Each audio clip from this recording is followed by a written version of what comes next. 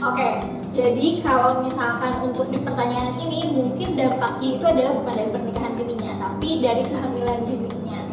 Ya, udah saya jelaskan bahwa di webinar kemarin kita kenapa sih dibilang pernikahan dini? Kenapa dibilang kehamilan dini? Karena itu mengacu pada undang-undang anak di bawah 18 tahun, berarti namanya masih dini ya.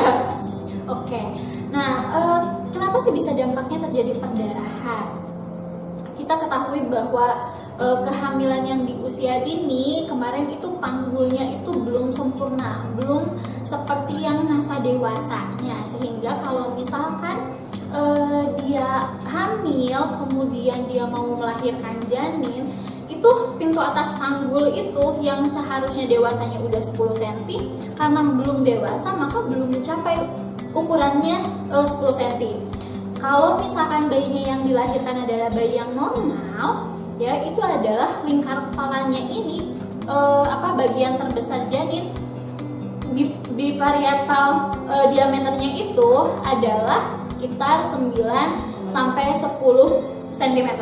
Bahkan rata-ratanya sekitar 9,7, 9,8 cm, sehingga gampang untuk melahirkan ketika dewasa. Tapi kalau misalkan masih usianya masih muda, rahimnya juga bukan rahimnya tapi panggulnya juga, ukuran panggulnya juga masih belum sempurna, bayi yang dilahirnya makanya bisa terjadi partus macet atau lahirnya bayinya bisa terjadi macet. Sehingga kalau misalkan satu dampaknya apa nih kalau misalkan kayak gini, udah bayi macet, lahirnya tentu dia akan gagal nafas ya, atau yang disebut dengan asfiksia ya. Jadi yang seharusnya nangis, udah yang seharusnya dia menghirup udara bebas, kemudian seharusnya dia udah bisa menangis, udah bisa bernafas dengan lega, tapi ternyata karena tadi persalinannya macet, kemudian dia malah jadi gagal nafas ya, bisa terjadi terlalu lama gitu ya, karena terlalu lama. Iya betul. Kedua, kenapa bisa terjadi perdarahan? Karena ternyata kalau misalkan dipaksakan dan akhirnya terjadi robekan, itu bisa perdarahan. Dampaknya apa setelah dari perdarahan ini nih? Ini yang dikhawatirkan.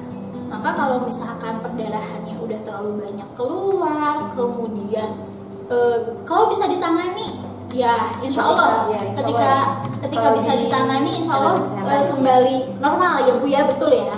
Tapi kalau misalkan tidak tertangani, nantinya akan menjadi shock sehingga ibunya mudah untuk tertidur. Ya, tapi tertidurnya selamanya ya Bu ya. Ya, gitu. Ya. Alhamdulillah. Jadi jangan sampai terlalu tinggi Bu ya. Bahkan ternyata perdarahan ini adalah penyumbang salah satu atau salah kedua penyumbang kematian ibu yang terbesar. Ya, maka ini harus disiasati setelah nanti kalau misalkan terjadi perdarahan, kalau misalkan bisa ditangani, berarti alhamdulillah semuanya akan kembali normal ya. Betul ya Bu ya. Tapi kalau misalkan tidak tertangani, shock dan akhirnya bisa menjadikan kematian ibu. Seperti itu. Ya, untuk pertanyaan ketiga ini dari Risma Rusmianti, AMD Cup. Kepada Ibu Fani, saya mau bertanya, bagaimana caranya menyadarkan masyarakat yang sudah menjadi kebiasaan jika pernikahan dini itu hal yang wajar? Mungkin ini juga menjawab beberapa pertanyaan yang lain ya tentang budaya pernikahan dini. Ya, seperti itu. Terima kasih ya Bu Bidelina. Ini harus kita kuatkan dulu di keluarganya dan juga remajanya. Jadi pertama harus sosialisasi untuk remajanya, untuk bahaya pernikahan ini ya. Kedua juga sosialisasi sama keluarganya, edukasi ya, bukan hanya sosialisasi tapi edukasi. Kemudian edukasi juga untuk masyarakatnya. Dan ini bidan tidak hanya bisa sendiri, tapi juga bisa dilakukan untuk lintas sektor, baik ke tokoh masyarakat ataupun ke tokoh agamanya. Itu mungkin selain itu juga ini ya Bu Bidan ya, karena sekarang kan sudah banyak sekali posyandu remaja, mungkin diperkuat mindset remaja, jadi remajanya mungkin bisa berkoordinasi dengan keluarganya, menjelaskan bagaimana bahayanya pernikahan dini itu sendiri. Betul ya. Posyandu remaja. Ini ngobrolin tentang posyandu remaja, BKKBN dari tahun-tahun lamanya sebenarnya udah banyak edukasi ke remaja. PIK-R, PIK-M ya, bukan hanya di remaja tapi langsung ke mahasiswanya juga ada edukasinya. Mungkin nanti kalau para remaja bisa untuk tanya ke desanya atau ke bidannya untuk ikut itu, sehingga bisa diedukasi baik dari remajanya, keluarganya ataupun masyarakat. Ayo lanjut pertanyaan selanjutnya. Untuk pertanyaan selanjutnya ini dari Bidan Rizky. Ya, pertanyaannya adalah upaya apa saja yang bisa dilakukan untuk menanggulangi pernikahan dini di era pandemi ini? Wow. Ini banyak sekali ya, membludak pernikahan-pernikahan, bukan hanya pernikahan dini aja ya, tapi ternyata pernikahan yang para usia dewasa juga membludak ya. Karena nggak perlu resepsi ya, Bu? Oh betul, karena nggak perlu resepsi, maharnya juga mungkin ya, yang penting mahar sama akadnya aja.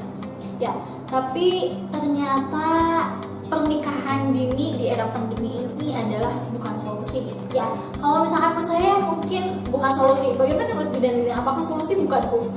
Sepertinya bukan ya, Bu. Sepertinya bukan. Bukan juga. akan memecahkan masalah di era pandemi ini ya, Bu. Betul, tidak akan memecahkan masalah. Jadi bagaimana untuk cara menanggulangi pernikahan dini, bahwa laki-laki baik remaja ataupun remaja putri harus kreatif. Bagaimana caranya pandemi ini dijalani dengan sangat nyaman tanpa harus melakukan pernikahan dini. Mungkin para remaja bisa berjualan ataupun mencari ide-ide kreatif, atau mungkin bisa melukis dan juga bisa diperjualbelikan, iya kan? Apalagi yang suka mungkin menggambar ataupun melukis ataupun punya hobi memasak, bisa dijual. Itu sepertinya bisa kreasi-kreasi tanpa harus menikah dini. Karena menurut saya pernikahan dini bukanlah solusi untuk pandemi ini gitu ya. Jadi solusinya kita harus kreatif. Tuh. Jadi mencari ide-ide apa sih yang mungkin bakat-bakat terpendam ketika kita di dalam rumah ini bisa muncul ya, Bu, ya? Ya, apalagi kalau misalkan mungkin yang suka make up, dia bisa mungkin jadi beauty vlogger, suka masak, bisa bikin konten YouTube tentang memasak mungkin, atau Bisa sharing-sharing bisa apa sharing-sharing gitu ya, Bu, ya? apa. Yang terpenting adalah hal yang positif Dan kreatif. Karena pernikahan dini ya bukan solusi untuk masalah dari pandemi ini. Menyibukkan diri. Ya, betul. Pertanyaannya masih banyak sekali, Bu, tapi mungkin ini pertanyaan yang terakhir ya, Bu, ya. Aduh. Ini pertanyaannya sangat lucu sekali ya. Kalau anak itu terbuat dari apa ya, Bu? Ya ampun, ini pertanyaan dari siapa ya, dari mana gitu untuk pertanyaan kayak gini. Ini pertanyaannya luar biasa sekali ya, Bu, ya. Biasa sebenarnya harus diketahui, dan ini ilmu yang bermanfaat juga Ya, kan tentunya. Ya, Kasih kisi-kisi aja kali ya, Bu, kisi-kisi ya. aja kali ya. Oke, kalau kasih kisi-kisi, anak itu terbuat dari 1 telur, dan untuk yang selanjutnya ditambah apa? Kuliah di kebidanan. Tentunya kalian harus cek Instagram kita ya, Bu, ya. Iya. Di kebidanan_stikim. Tanya pendaftaran dong, Bu, ya. Iya, untuk tanya pendaftarannya biar teman-teman tahu gimana caranya buat anak tuh terbuat dari apa gitu. Biar tahu. Biar tahu. Jadi semuanya bisa paham anak itu terbuatnya dari apa. Gitu ya. Mungkin itu dulu ya, Bu, ya, pertanyaannya karena sangat banyak dan gak bisa kita jawab semua. Terima kasih, Bu Fani, Sama-sama. waktunya. Semoga kita Iya. bertemu lagi di lain Amin. kesempatan. Amin. Mudah-mudahan ada lagi untuk selanjutnya, Q&A selanjutnya ya. Ya.